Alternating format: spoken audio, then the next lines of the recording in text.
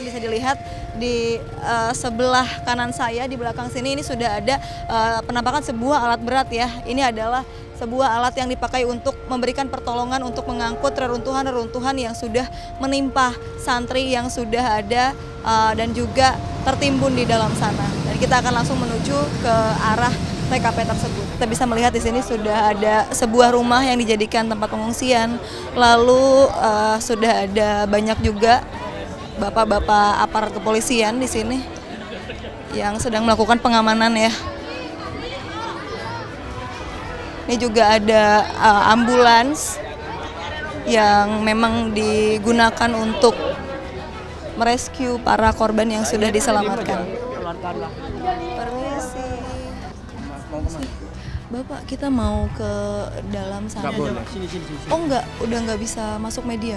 Sini aja, Pak. Tetap nggak boleh. Oke, Bapak berarti dari pihak pesantrennya atau gimana? Media di sini, Pak. Media Oke. di sini. Boleh. Kita bisa wawancara sama siapa, Pak? Media di sini. Kan lurus aja nanti banyak media di sana. Di kampus 2 aja. Oke. Kan lewat sini aja. Ini tempat apa, Mas? Wes jalan aja, Pak. Oke, Terus siap. Ya. Nah, pemirsa, kita diarahkan oleh pihak dari pondok pesantrennya untuk ke arah sini karena memang katanya teman-teman media juga berkumpulnya di sini. Kita tidak diperbolehkan untuk langsung masuk ke TKP sana.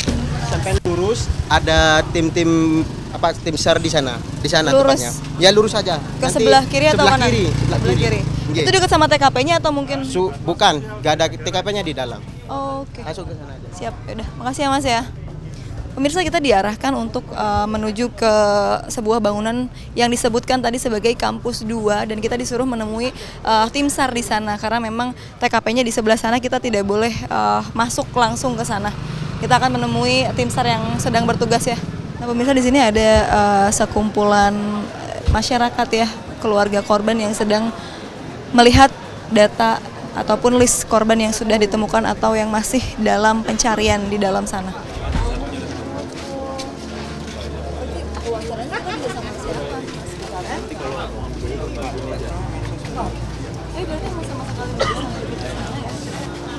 Kita pakai kamera profesional, Mas. Iya, aku pun bisa karena di hari pertama ya, hari kedua udah tadi temanku bisa tuh, karena posisi pagi terus dia langsung itu aja mbak dari TKP, cuma ya udah habis itu bisa. Anak saya itu masih hidup apa enggak nggak tahu mbak. Ibu ada komunikasi terakhir bersama anak? Iya, hari Minggu saya kan kirim ke sini. Ya itu terakhir dia minta pulang, minta izin pulang, terus diizini ke keamanan, ternyata harus ngadep ke kiai. Terus anak saya nggak mau, nggak usah wes mah, nggak usah pulang wes, kapan-kapan aja wes gitu. Hari Minggunya itu terus saya pulang. Terus habis itu kan kok di grup Al-Hos ini kok banyak, saya buka pas habis asar itu jam 4-an lah, kok ternyata itu ada pondok pesantren rubuh musolahnya, terus banyak santri yang hilang. Langsung saya itu lemes mbak, ini ponakan saya yang tak ajak ke sini, nggak bisa nyetir saya, aku biasanya nyetir sendiri ke sini mbak, tapi kok anakku kok biasanya kalau ada apa-apa itu telepon lewat partelnya pondok, kok gak itu. Lah itu perasaan saya sudah nggak enak. Ternyata anak saya tertimbun di situ. Iya. Ya hari Minggu habis maghrib terus saya jam 8 balik pulang, soalnya saya kerja masuk malam waktu itu. Anak saya sudah tahu mamanya kan harus istirahat, soalnya jam 12 malam harus kerja gitu. Saya pulang ya nak ya ma pulang hati-hati ma, itu terakhir. Terus hari Seninnya kena musibah itu mbak. Biasanya nggak pernah kayak gitu. Telepon, mama kesini kapan? Ya kapan lo nak, hari Minggu aja ya ma, yo. Tapi aku pulang ma, lapo nak kok pulang? Biasanya nggak mau pulang, biasanya pulangnya nggak minta kayak gitu. Aku pulang loh, cuma pingin jalan-jalan. Nah kenapa kok jalan-jalan? Wong kemarin kan liburannya pun sudah lama, terus nambahnya sekitar 1 minggu molornya itu kan sudah lama di rumah. Lampung yo kepingin jalan-jalan aja mah aku mah. Ya itu sing tak pikirin nak, sampai sekarang ya cuma itu toh. Itu minta jalan-jalannya itu kenapa? Nggak pernah nak saya itu minta jalan-jalan itu nggak pernah mbak. Tapi itu kok minta jalan-jalan waktu Sabtu itu. kayak gitu Mbak. Ya itu saya firasatnya ya kayak gitu itu cok Mbak. Tapi kalau kayak ngipi kayak firasat lainnya nggak ada. Cuma itu hari Sabtu itu minta pulang, cuma pingin jalan-jalan 1 malam tok aja di rumah, cuma itu tok. Itu nggak pernah kayak gitu anak saya, nggak kepingin kayak jalan-jalan, nggak pernah. Hari ini agak makan, kok kemarin nggak sama sekali, soalnya nggak lapar, kayak ngunci di sini Mbak, ngunci. Soalnya mikirin yang di sana itu anakku kelaparan Mbak, terus nggak minum hidrasi di sana Mbak, terus nahan sakit, kan kecepet di situ Mbak. Terus saya itu nggak lapar, mikir anakku kelaparan itu nggak lapar Mbak, cuma mikir anakku tok. Sebelumnya itu kayak ada gempa, jadi terasa banget gempanya kayak gitu. Terus semuanya pada keluar, saya keluar ada apa? Orang-orang pada sudah keluar semua, dikirain ada pesawat jatuh atau apa. Terus lihat, ternyata terus kita lihat ke sana kayak ada debu, itu langsung ambrol, langsung ambrol gitu. Jadi kita nggak tahu bangunnya kayak apa ya. Terus ada yang suami saya tuh di depan sana, dia bilang gini, itu apa bangunannya itu lo ambrol, bangunnya ambrol. Jadi semuanya pada keluar semua ketakutan, akhirnya nggak ada yang berani di dalam. Saya di sini, lihat di sini, tapi saya lihat betul itu waktu jatuhnya itu sama orang-orang banyak. Jadi orang-orang ketika dengar ada gonjangan tuh sudah keluar semua orang-orang. Terus dengar suara itu, baru kok lihat apa, padahal semua lihat ke atas semua, ternyata langsung berpusat ke sana karena itu apa debu itu langsung dari bawah menyembur ke atas gitu. Terus kita tahu oh itu musola yang dibangun itu gitu. Kita kan tahu bahwa itu bangun musola kan. Jadi untuk mobil molen itu yang cor-coran itu masih berbaris di sana. Mereka kan masuk satu persatu. Iya, untuk proses pengecorannya itu belum sempat selesai sih. Itu waktu pengecorannya. Dari 4 korban yang berhasil ditemukan, korban yang pertama memang sudah dievakuasi dalam kondisi Mike Delta. 2 dievakuasi dalam keadaan selamat di pukul 3 dan pukul 5 kemarin. Kemudian pasca 4 jam di rumah sakit karena memang kondisinya sudah sangat payah dengan cedera yang dialami. Mereka berdua pass away di selisih 1 jam 1 jam. Satu meninggal di jam 8 dan satu meninggal di jam 9 di rumah sakit setelah 4 jam menjalani perawatan. Dan kemudian korban terakhir korban pertama yang kita evakuasi hari ini itu juga memang sudah kondisinya hitam dari awal.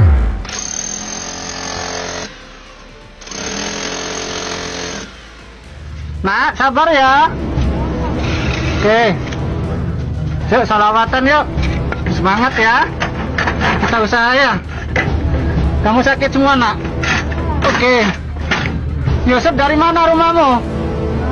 Malang.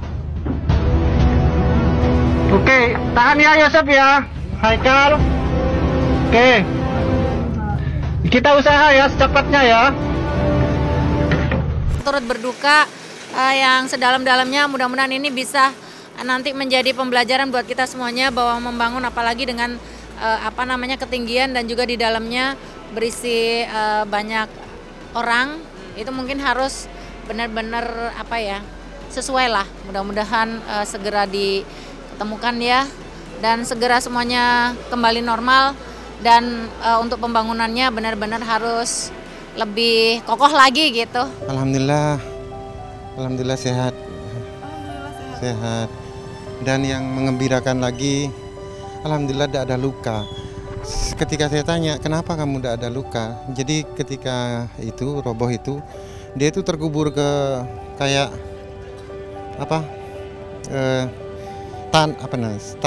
debu itu ya. Debu itu terlalu banyak nutupi dia, sehingga ketika apa-apa jatuh itu tidak mengenai tubuhnya.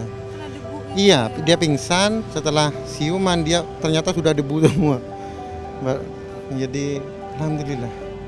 Ya Allah, ya, saya ucapkan terima kasih semuanya kepada semua media, semua tim SAR, tim Tagana, dan semua pihak yang telah memberikan bantuan. Kami sangat merasa kami tidak sendiri. Ada wakil gubernur, ada bupati, ada bu gubernur, ada ketua penanggulangan bencana yang datang langsung, banyak menteri yang datang, banyak pihak yang membantu. Bahkan kami rasakan bahwa sebagai wali santri kami makan tidak kekurangan, subhanallah. Kayak pingsan saking senangnya gitu ya, karena dia paling ke mamanya, paling berbakti ke mamanya. Makanya mamanya tidak mau makan berapa hari itu. Dia tidak pernah melawan sama mamanya, tidak pernah minta-minta, kecuali kalau minta apapun ke saya. Yang satunya siapa? Latif, siapa? Itu apa ini? Al-Fatih, Pak. Al-Fatih, Fatih ya? Iya, Pak, Fatih. Fatih? Kalau Fatih bisa dari situ, Pak. Di bawahmu? Itu dengan kakiku, Pak. Kakiku ini ada Fatih, Pak. Oh, kakimu ada Fatih ya? Iya. Fatih? Apa kendalamu, Fatih? Apa? Yang terjepit apa, Fatih? Enggak, Pak, saudara aku, Pak. Ada yang terjepit tadi. Nggak ada? Nggak ada ya? Aman kamu, Fatih? Oke. Saya tuh lihat ya belum baca detailnya, tapi memang membangun gedung itu nggak boleh sembarangan, harus ada inspeksi, harus ada persyaratan yang sangat ketat karena itu menyangkut keselamatan. Apalagi sekolah ya, itu harus sesuai standar pembangunan. Jalan juga kan, di mana-mana terjadi hal misalnya jalanan longsor ya kan, takut banyak korban. Jadi memang pemerintah harus lebih ketat dan menerapkan aturan yang sangat-sangat standarnya tinggi. Itu sih menurut saya cukup prihatin ya dengan keadaan itu, dan supaya tidak terulang lagi mungkin harus diusut secara tuntas penyebabnya apa, dan pemerintah harus tegas. Jadi kita sempat lihat juga ternyata banyak sekali orang tua korban yang ngedrop dan juga memang butuh perawatan seperti obat-obatan. Lalu di sini juga harus dipastikan nutrisinya agar terpenuhi, dan kita akan bertanya kepada yang bagian memasak ya, seperti apa sih mungkin prosesnya. Oke.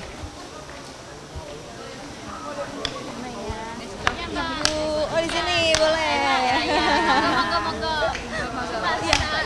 Ibu permisi, namanya siapa Bu? Ibu Ainun. Iya. Ibu mungkin ini dari jam berapa nih Bu nih masak? Dari habis maghrib ke sini. Iya. Tapi kalau yang bantu-bantu masak tuh mungkin gantian gak sih? Iya, sip-sipan Mbak, sip-sipan ya. Ini persiapannya masak menu apa nih hari? Ini lodeh buat besok Mbak. Iya, iya. Iya, buat sarapan. Sama tempe. Lodeh manisan sama tempe. Nah, mungkin ini kan kita lihat banyak banget ya. Ini yang nentuin menunya tuh ada, dari ini ada ketuanya ya. Nah, mungkin persiapannya untuk kesini tuh bawa apa aja sih? Saya tadi bawa itu donasi nasi 30 kotak sama uang dari donatur. Sebagai sesama manusia kita peduli dengan musibah seperti ini Mbak. Semoga mereka diberi kesabaran dan keikhlasan. Ini sekarang kita mau masak ayam goreng.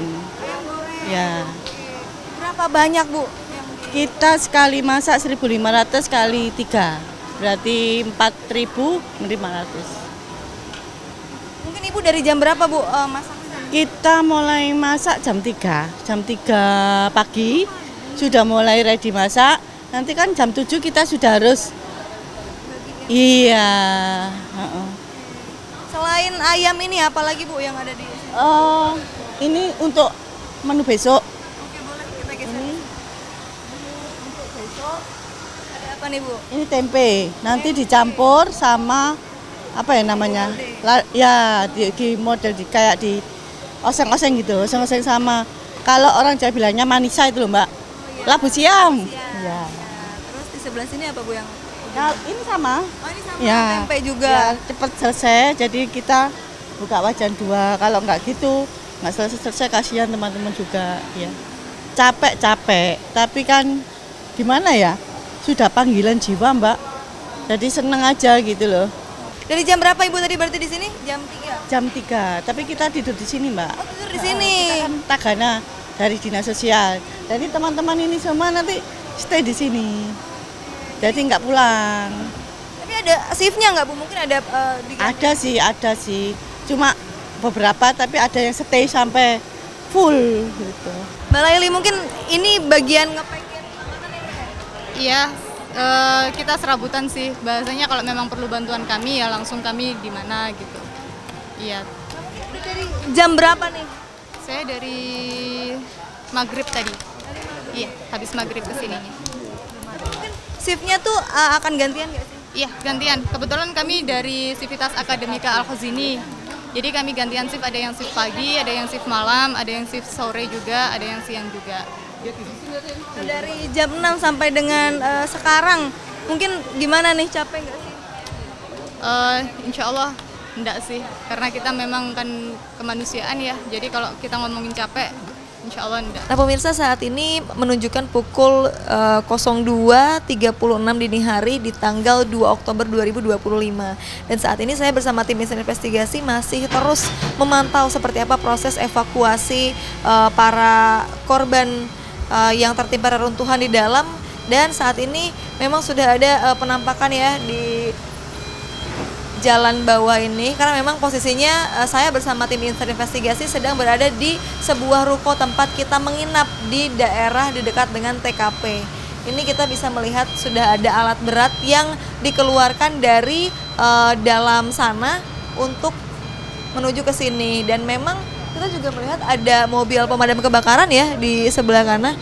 Ini memang sudah disiapkan untuk masuk ke dalam. Tadi kita sudah melihat juga banyak sekali petugas yang membawa alat-alat untuk evakuasi ke dalam.